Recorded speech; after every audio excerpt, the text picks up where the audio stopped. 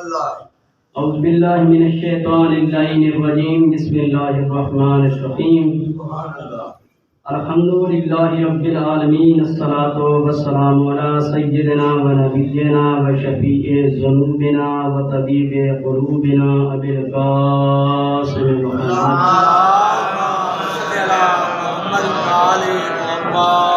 وآلہ الطیبین الطاہرین المعصومین الذین اذهب اللہ عنہم الرجس وطہرہم تطہیرا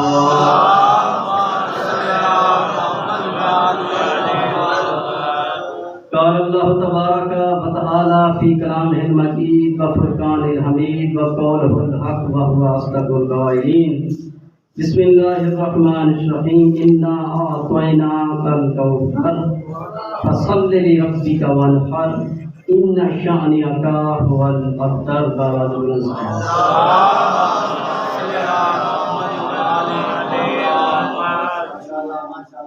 ایام فاطمیہ کے اعتبار سے میں نے سورہ کوثر کی تلاوت کی ہے۔ اس کی فضیلت کے متعلق امام جعفر صادق علیہ السلام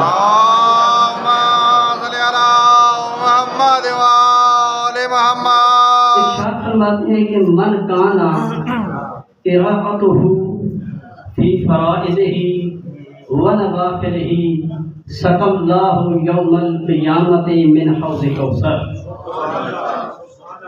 چھٹے لال ولایت فرماتے ہیں کہ جو بندہ اپنی واجب یا نفل نماز میں سورہ کوثر کی تلاوت کرتا ہے، میں ساتھ ایک امام وعدہ کرتا ہوں کہ اللہ رب العزت میدان حشر میں اسے حوض کوثر سے سیراب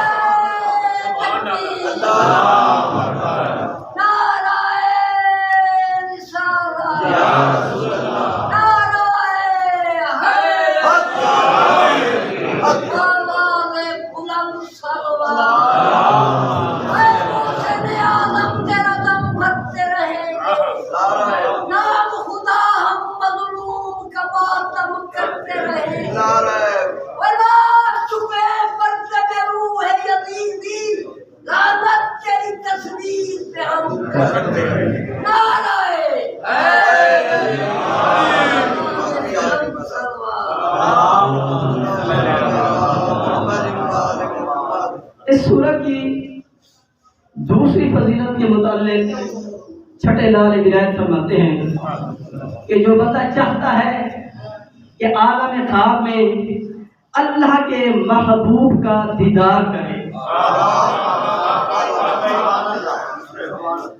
سرور کونین سلطان الانبیاء کی زیارت کرے، معصوم فرماتے ہیں کہ وہ شخص شب جمعہ سونے سے پہلے 100 مرتبہ سورہ کوثر کی تلاوت کر کے سو جائے، انشاءاللہ اللہ رب العزت عالم خواب میں اپنے محبوب کا دیدار کرائے۔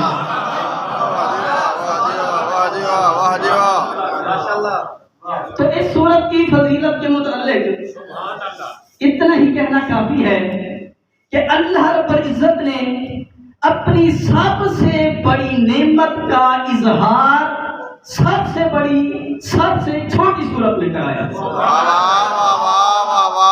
یعنی کوثر اتنی بڑی نعمت تھی کہ سورہ مزمل میں اللہ رب العزت ارشاد فرماتا ہے قم اللیل الا قلیلا نصفہ، کہ اے میرا پیغمبر عبادت کم کیا کر، تیرے پاؤں پہ ورم آ جاتے ہیں اور مجھے اللہ کو گوارا نہیں۔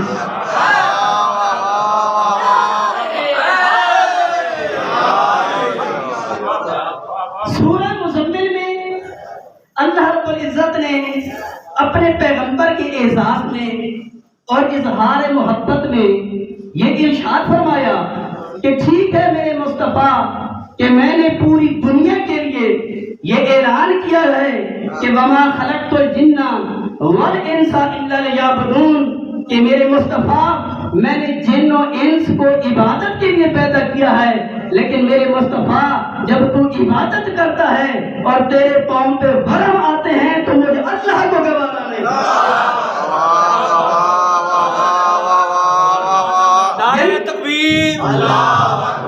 نعرہ رسالت، نعرہ حیدری، بآواز بلند صلوات۔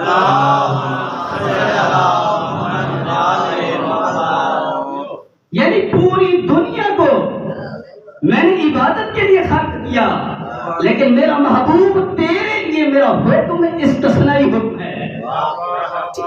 پوری دنیا عبادت کے لیے سورہ مزمل میں اپنے مصطفیٰ کے اظہار کے لیے کہ عبادت کم کر، اور اس صورت میں اللہ کہتا ہے فصلی لربک، اپنے رب کے لیے نماز پڑھ۔ فصلی لربک ونحر، نماز بھی پڑھ، اور یہ کیونکہ نعمت بڑی ہے لہذا کسی بکرے کی کسی بھیڑ کی قربانی نہیں بلکہ اونٹ کو ذبح کر۔ بکری کے لیے بھیڑ کے لیے ذبح کی لفظیں ہیں اور نہر کیا جاتا ہے اونٹ کو، لہذا اللہ فرمانا یہ چاہتا ہے کہ میرے محبوب اگر عطا بڑی ہے قربانی بڑی ہونی چاہیے۔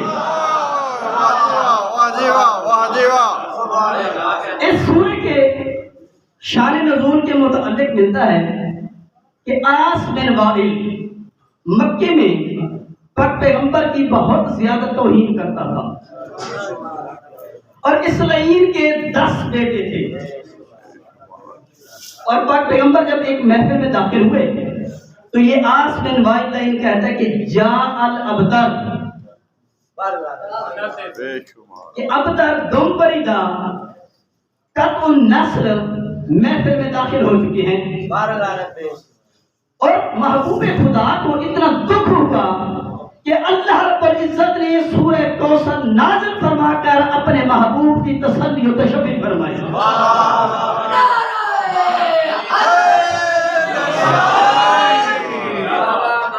کہ محمد مصطفیٰ آپ رنجیدہ خاطر نہ ہوں، آپ ابتر اور مقطوع النسل نہیں ہیں بلکہ آپ کا دشمن ابتر ہے۔ اور اس ابتری کا اس بات سے آپ اندازہ لگائیں کہ عاص بن وائل کے اس زمانے میں 10 بیٹے تھے۔ کتنے؟ 10 بیٹے تھے، اور اللہ رب العزت نے جناب زہرا کی شکل میں پاک پیغمبر کو ایک کوثر عطا کیا۔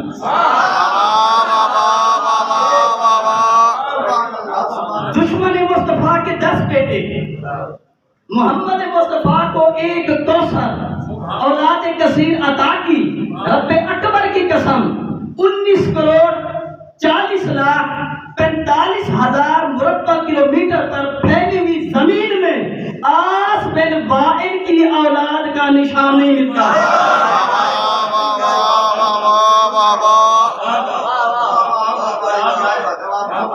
پوری زمین میں عاص بن وائل جس کے 10 بیٹے تھے اس کی اولاد کا نشان نہیں ملتا، اور جسے اللہ نے جناب زہرا کی شکل میں کوثر عطا کی اس کی اولاد آج بھی آپ کے کندھوں سے ملی ہوئی ہے۔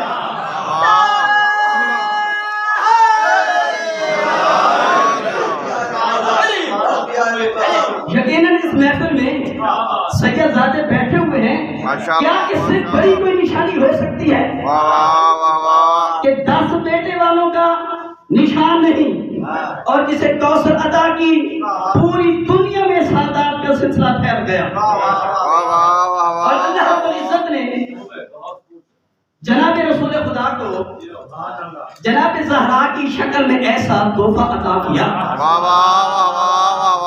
کہ ایک شخص آیا اور کہتا ہے اے محمد ابن عبداللہ، اللہ نے آپ کو بیٹی عطا کی ہے۔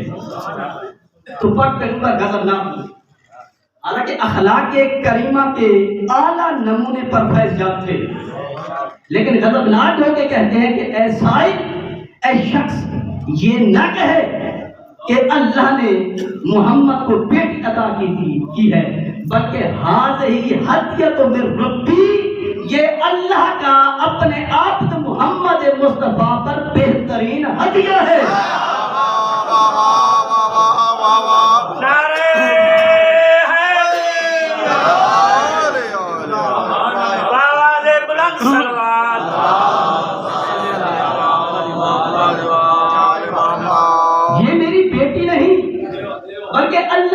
طرف سے آیا ہوا مصطفیٰ پر ہدیہ ہے۔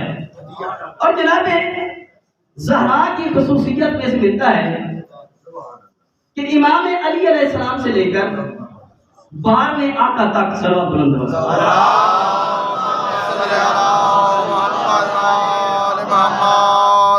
بلکہ خود ذات مصطفیٰ بھی اس میں شامل ہیں کہ جتنے بھی انوار اللہ نے 14 صدیاں پہلے بھیجے، ان میں سے ہر نور جناب آدم سے لے کر جناب عبد المطلب تک مختلف اسلاف اور مختلف ارحام سے ہوتا ہوا پشت عبد المطلب میں داخل ہوا،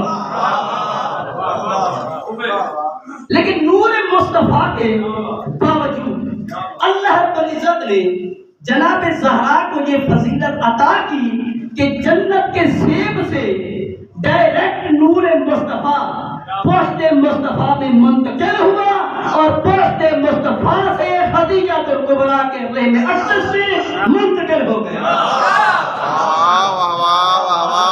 یہ ایسی امتیازی خصوصیت تھی کہ جو پاک پیغمبر کو بھی حاصل نہیں، اور یہی خصوصیت تھی کہ جناب سلیمان فارسی جناب زہرا کی دہلیز کے قریب ہے، اور ایک شخص سوال کرتا ہے کہ اے سلیمان فارسی، ہم نے سنا ہے کہ آپ آل محمد کے بڑے چہیتے ہیں، بڑے قریب ہیں، بڑے محبوب ہیں، ذرا یہ بتائیے کہ آل محمد نے آپ کو کتنا علم عطا کیا ہے؟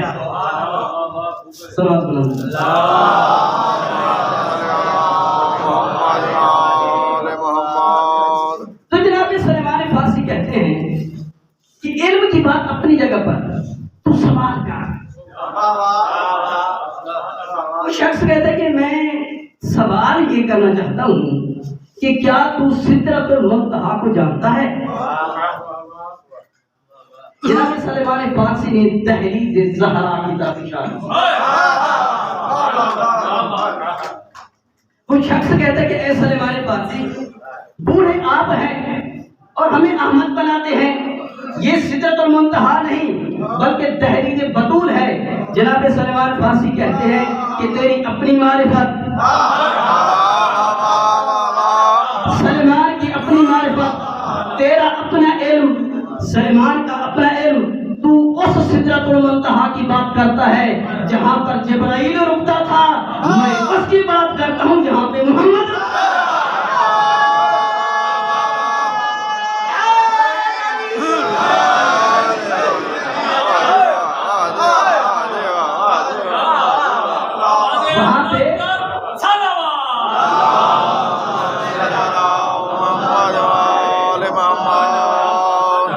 وہاں پہ جبرائیل رکتا ہے، یہاں پہ محمد رکتے ہیں۔ پھر اپنی بات جاری کرتے ہوئے جناب سلیمان کہتے ہیں کہ تو اس سدرۃ المنتہا کی بات کرتا ہے جہاں پہ فرشتوں کے پر جلتے ہیں، اور میں اس سدرۃ المنتہا کی بات کرتا ہوں جہاں پہ فرشتوں کو پر ملتے ہیں۔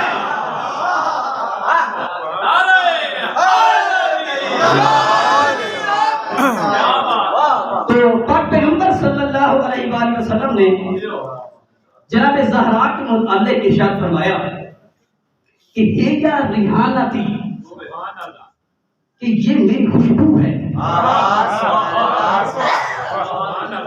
میں پھول ہوں، یہ میری خوشبو ہے۔ اور تصور کریں دقت میں اگر ہم جائیں تو ہر پھول کی قیمت اس کی خوشبو میں بند ہوئی۔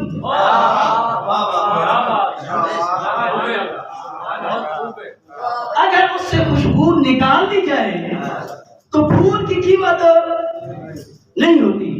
یہی وجہ ہے کہ جن کا تعلق خوشبو سے ہے ان کا پھول اور رسول زندہ ہے، اور جن کا تعلق خوشبو سے زہرا سے کٹ چکا ہے ان کا مصطفیٰ ہے نہیں بلکہ تھا۔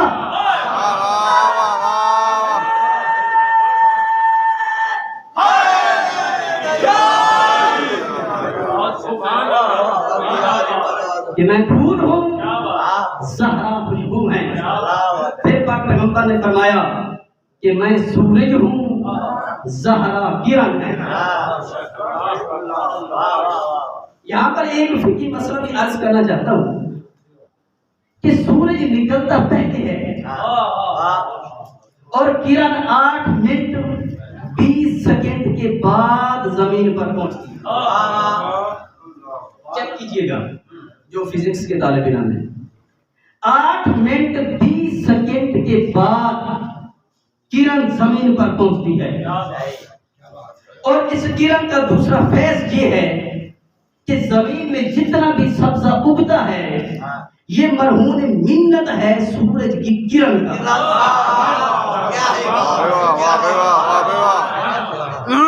اس کرن سے پھول میں جو کلوروفل کریٹ ہوتا ہے، پیدا ہوتا ہے، اس سے سبزہ اور سبزے سے مختلف قسم کے اجناس تخلیق ہوتے ہیں۔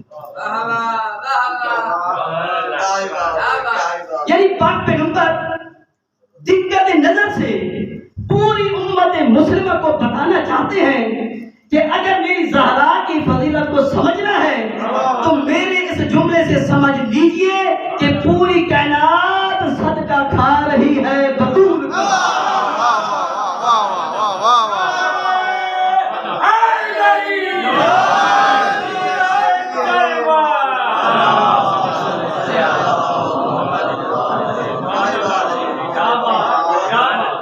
پوری کائنات کرن سے تخلیق ہونے والے سبزے کو کھا رہی ہے۔ اور دوسرا جو فقہی مسئلہ میں عرض کرنا چاہتا ہوں جنرا ساشی موجودگی میں یقیناً تائید فرمائیں گے، وہ مسئلہ یہ ہے کہ 8 منٹ 20 سیکنڈ کے بعد سورج سے کرن زمین تک پہنچتی ہے، اور سورج غروب پہلے ہوتا ہے اور کرن اس میں 8 منٹ 20 سیکنڈ کے بعد واپس منتقل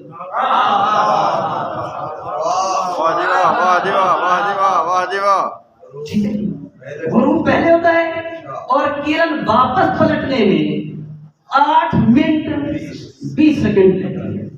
اور یہی وجہ ہے جن کا تعلق کرن سے ہے ان کا روزہ مکمل ہوتا ہے۔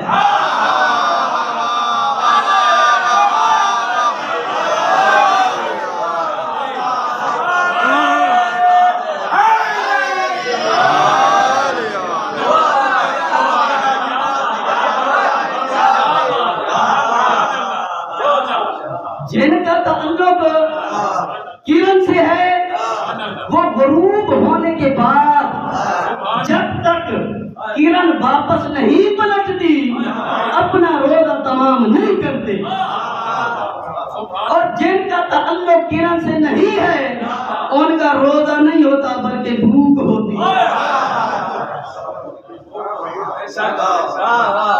ان کا روزہ نہیں ہوتا۔ اور تیسری چیز کہ کرن جب زمین تک پہنچنے میں کسی رکاوٹ میں گرفت میں آ جائے تو اس وقت سورج گرنے لگ جاتا ہے۔ جب کرن زمین تک نہیں پہنچتی سورج کو گرنے لگ جاتا ہے، اور کرن کا حق ہے زمین تک پہنچنا، اور جب اس کرن کا حق اسے نہ دیا جائے تو سورج کو گرن لگ جاتا ہے۔ پر پیغمبر اس فرمان میں بتانا چاہتے ہیں کہ اے مسلمانوں میری کرن کو حق دیے بغیر واپس نہ پلٹانا ورنہ شمس سے نبوت کو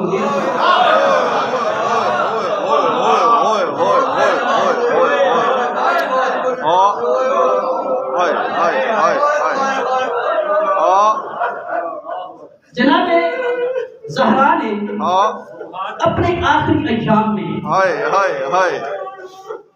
فرمایا تھا کہ اے دنیا والوں میں تمہاری دنیا سے بیزار ہو چکا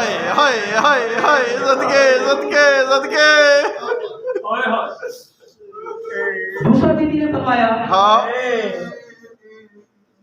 کہ اے دنیا والوں میں تمہارے مردوں سے نفرت کرتی ہوں۔ ہاں تیسرا بی بی نے فرمایا ہاں کہ تمہارے مرد ایسے بدبخت ہیں ہاں کہ جب انہیں آزمایا گیا ہاں تو یہ آزمائش پہ پورے نہیں ہوتے۔ ہائے ہائے ہائے ہائے چوتھی چیز بی بی فرماتی ہیں کہ میں اپنے بابا مصطفیٰ کی وفات کو برداشت کر رہی ہوں۔ ہائے ہائے ہائے پانچویں چیز بی بی نے فرمایا کہ اے دنیا والوں، میں وسیع مصطفیٰ کے گلے میں رسی برداشت نہیں کرتا۔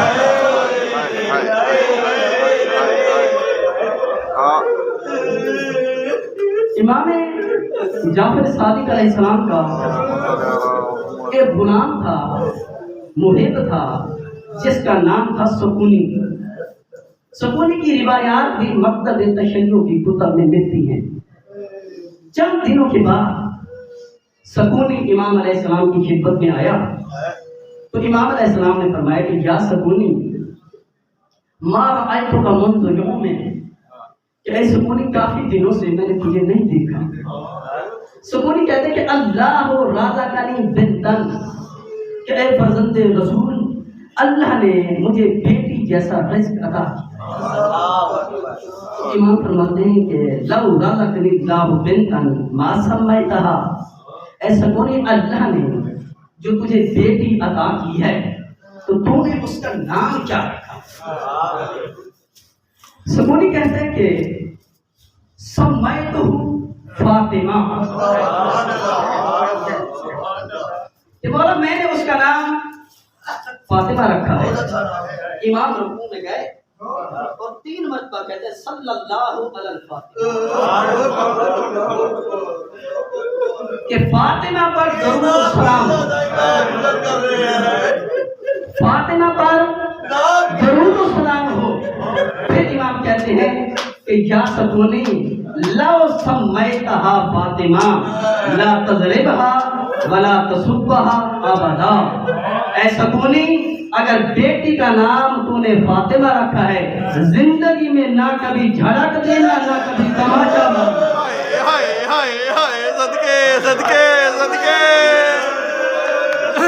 ہائے ہائے میں ہائے آپ لوگوں سے سوال کرتا ہوں ہائے ہائے ہائے کہ سکونی سدا باپ ہے، ہاں اپنی بیٹی ہے، ہاں لیکن نسبت بطول سے ہے، ہاں نہ جھڑک سکتا ہے نہ تماچا مار سکتا ہے۔ ہائے، ہائے۔ رب اکبر کی قسم مصطفیٰ کی بیٹی تھی، غلام تماچے مار ہائے ہائے ہائے ہائے صدقے صدقے صدقے صدقے آخری ایام میں مدینے کے اوباش اکٹھے ہو کر اس دروازے پہ آئے ہائے جس دروازے پہ مصطفیٰ نے 6 ماہ آیت تطہیر کی تلاوت کی، ہائے ہائے ہائے ہائے ہائے ہائے اور آ کے کہتے ہیں کہ ہم ابو الحسن کو لے کے جائیں گے۔ جناب بطول کہتے ہیں کہ ابو الحسن قرآن مقدس کی جب بندی میں مصروف ہیں، وہ کہتے ہیں ہم زبردستی کریں گے ورنہ دروازے کو آگ لگا دیں۔ ہائے ہائے ہائے ہائے ہائے ہائے ہائے ہائے انہوں نے آگ جلانا شروع کی۔ حاکم شام نے ایک خط لکھا تھا حاکم مدینہ کو، ہائے ہائے پھر حاکم مدینہ نے اس کا جواب جو لکھا تو وہ جواب میں عرض کرنا چاہتا ہوں۔ وہ جواب یہ تھا کہ میرا غلام کنزف کہہ رہا تھا کہ جب ہم نے دروازے کو آگ لگائی اور ہم دیکھ رہے تھے دروازہ مکمل روشن ہو چکا ہے، دروازے کی میخیں بالکل سرخ ہو چکی ہیں اور بطول دروازے کے پیچھے نظر آ رہی ہے۔ ہم نے دروازے کو ایسی ٹھوکر ماری کہ دروازہ بطول پہ گرا، ہم اندر داخل ہو گئے۔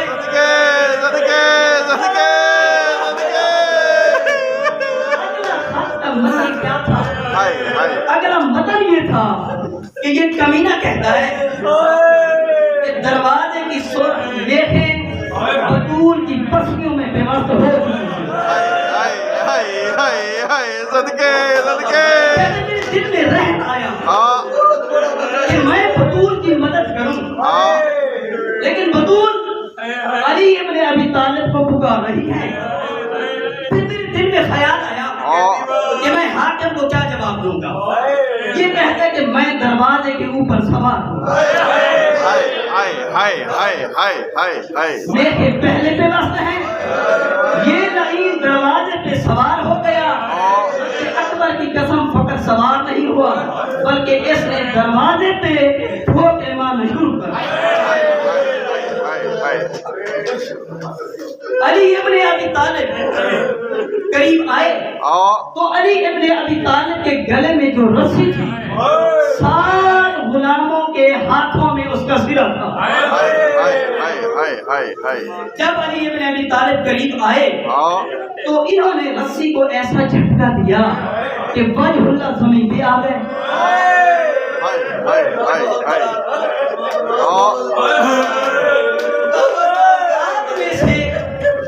کوئی غیرت مند ایسا نہیں ہوگا جس کی موجودگی میں اس کی زوجہ کو کسی نے تماچا مارا ہوگا. آپ میں سے کوئی ایسا نہیں ہوگا جس کی موجودگی میں اس کی بیوی کے ہاتھ پہ ایسا تازیانہ لگا ہو کہ 3 صدیوں کے بعد جس کا بیٹا عالم غیب میں بیٹھ کر کہے السلام علیکم مقطوعۃ یدیکا، میرا سلام ہو میری اس دادی پر جس کا ہاتھ تازیانے سے ٹوٹ گیا.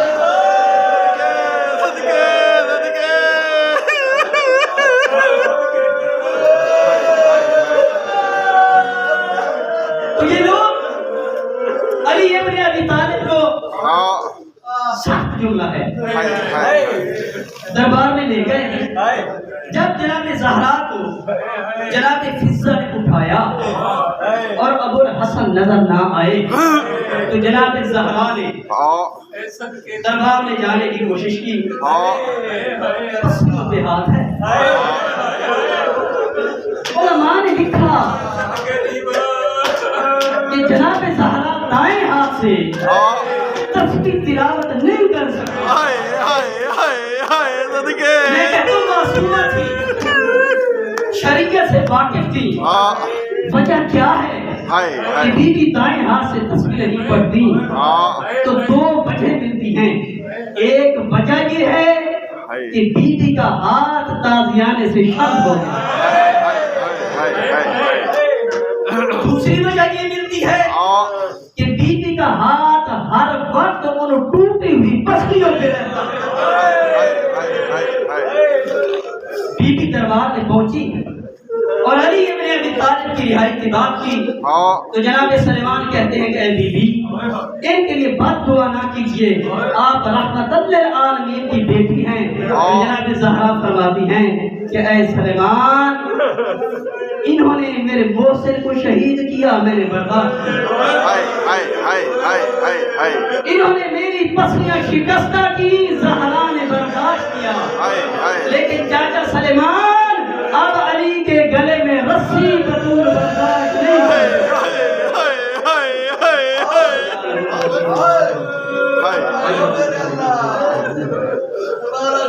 اللہم صلی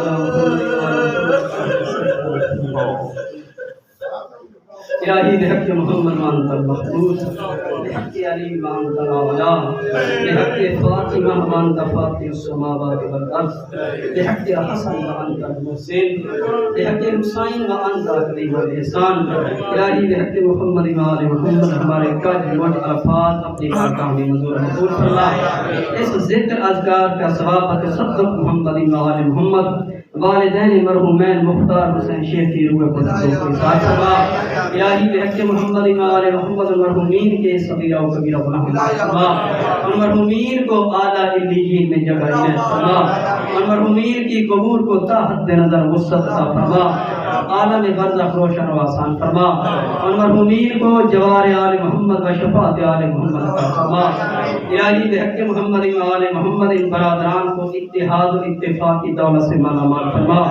انہیں شر شیطان، شر دشمنان، شر حاسدین، شر منافقین سے محفوظ فرما الہی بحق محمد آل محمد برادران کے گھروں کو آفات عرض سماوی سے محفوظ فرما ان گھروں میں خیر و برکت کا نزول فرما الہی بحق محمد آل محمد ان کی یہ نظر نیاز اپنی بارگاہ میں قبول فرما ان کی توفیقات خیر میں مزید اضافہ فرما الہی بحق محمد آل محمد حاضرین کی حاجات شرعیہ منظور قبول فرما حاضرین کی پریشانیاں دور فرما حاضرین کا رزق علم معرفت میں وسعت عطا فرما حاضرین کے بچوں کو دین و دنیا میں سرفرازی عطا فرما دن دگنی رات چوگنی ترقی عطا فرما زیور علم سے آراستہ و فراستہ فرما ہمارا خاتمہ بالخیر خاتمہ بالایمان فرما ہماری دعائیں مستجاب فرما یوسف زہرا کے ظہور میں تغیر فرما ان کی زیارت سے مشرف فرما ان کے قدموں میں شہادت نصیب فرما اللہم صل علی محمد